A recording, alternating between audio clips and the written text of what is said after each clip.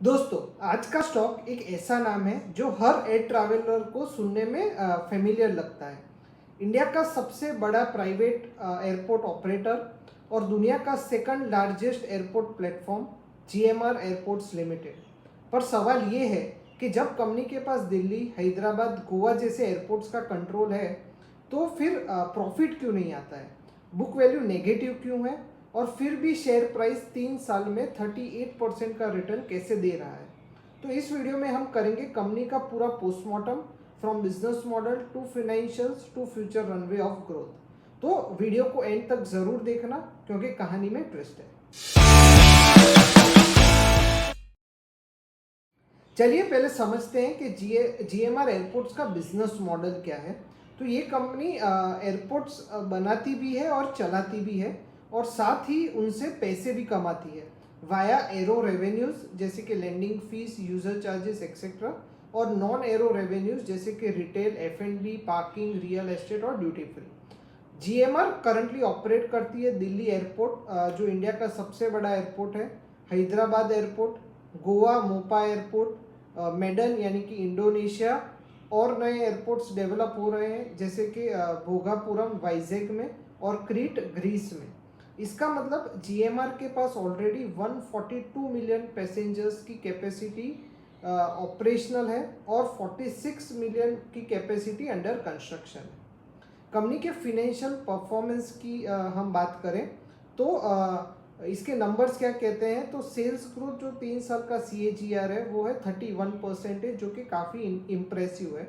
Operating profit company का जो FY25 में था वो था 3,766 करोड़ रुपए और ऑपरेटिंग मार्जिन कंपनी का जो है वो है 36%। पर ये सब होने के बावजूद कंपनी लगातार नेट लॉस में चल रही है। बुक वैल्यू नेगेटिव है -2.37, ROE अवेलेबल नहीं है उसका कोई डेटा, और डिविडेंड सिर्फ 0% है। Reason high debt burden. GMR पे अभी अराउंड 36,000 करोड़ का टोटल डेट है, यानी 4 टाइम्स ऑफ इट्स FY24 का सेल्स। इंटरेस्ट कॉस्ट कंपनी का जो FY25 में था वो था 3,705 करोड़ रुपए और डेप्रिसिएशन था 1,910 करोड़ रुपए। मतलब जो सब कमा रहे हैं वो सब इंटरेस्ट में जा रहा है। अब तो क्या फ्यूचर में कुछ बदलेगा? तो दिल्ली की जो कैपेसिटी है अभी वो 66 मिलियन की है, उसकी जगह 100 मिलियन की होने वाली है। हैदराबाद में 12 मिलियन पैसेंजर्स की कैपेसिटी है जो एक्सपांड होकर 34 मिलियन तक पहुंचने वाली है। भोगापुरम में 6 मिलियन की कैपेसिटी एक्सपेक्टेड है और जून 26 में ये एयरपोर्ट लॉन्च होना एक्सपेक्टेड है। क्रीट यानी ग्रीस में का जो एयरपोर्ट है वो Feb 27 तक कंप्लीशन का एक्सपेक्टेशन है। FY25 में कंपनी के कैपेक्स प्लान्स क्या है, तो 1200 से 1300 करोड़ रुपए भोगापुरम एयरपोर्ट पे और 250 to 350 crore for existing operations. Company का फोकस है नॉन एरो रेवेन्यू बढ़ाने पर जैसे F&B, duty free, real estate etcetera. और हाँ, जीएमआर के पास 2500 एकड़ का लैंड बैंक है जो फ्यूचर रियल एस्टेट डेवलपमेंट के लिए भी है। स्टॉक ने लास्ट 3 साल में 38% का CAGR रिटर्न दिया है, लेकिन पास्ट 1 ईयर में -7% का। ये स्टॉक के लॉन्ग टर्म कंपाउंडिंग स्टोरी बन सकता है। तो इसके अगर हम प्रॉस देखें तो एयरपोर्ट बिजनेस एक मोनोपोली कैरेक्टर दर्शाता है। एविएशन इंडस्ट्री बूम में है इंडिया में। इंटरनेशनल प्रेजेंस और एक्सपीरियंस भी है कंपनी के पास, और ग्रुप ADP यानी फ्रांस की कंपनी एक स्ट्रेटेजिक पार्टनर है।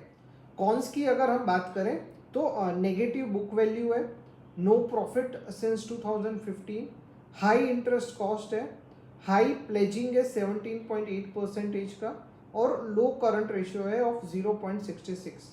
ये स्टॉक फंडामेंटली अभी वीक है लेकिन बिजनेस का पोटेंशियल बहुत बड़ा है, स्पेशली अगर डेट कंट्रोल हो जाए और नॉन एरो इनकम काफ़ी बढ़े। तो दोस्तों, आपका क्या मानना है, क्या ये स्टॉक फ्यूचर का मल्टीबैगर बन सकता है या सिर्फ एक स्पेक्युलेटिव प्ले है?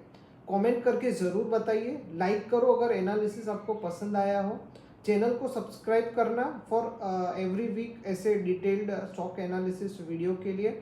और हाँ, मेरे साथ इंस्टाग्राम और लिंक्डइन पे भी जुड़िए और याद रखिए, सपने देखिए क्योंकि सपने ज़रूर पूरे होते हैं। Thank you.